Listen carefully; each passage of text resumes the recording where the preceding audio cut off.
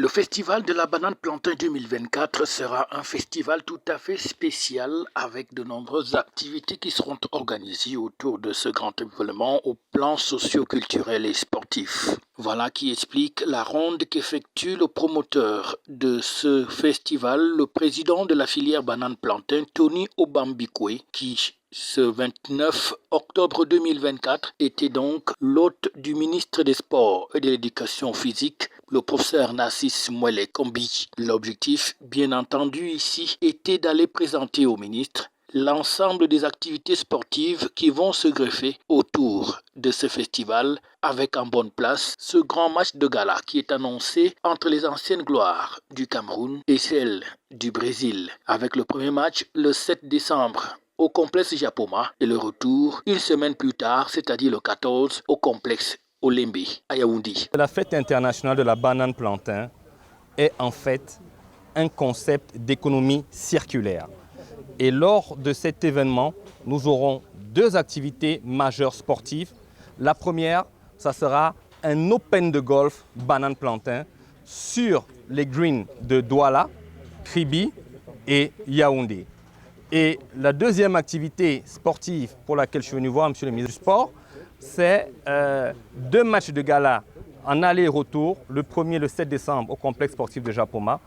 Et le retour, le 14 décembre, au complexe sportif d'Olembe, entre les anciens Lions indomptables et les légendes du football du Brésil. Mais surtout, je suis venu demander à M. le ministre des Sports la liberté pour la filière banane plantain de payer les primes des matchs sans un intermédiaire.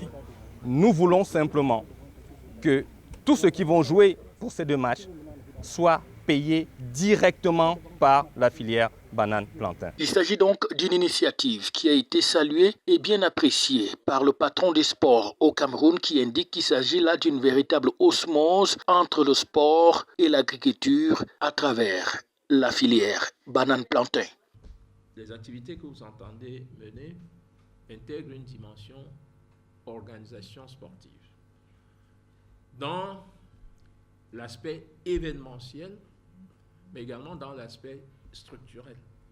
Dans l'aspect événementiel, vous l'avez dit tout à l'heure, vous organisez des matchs de football entre les anciennes gloires camerounaises, les Lions indomptables. Je vois M.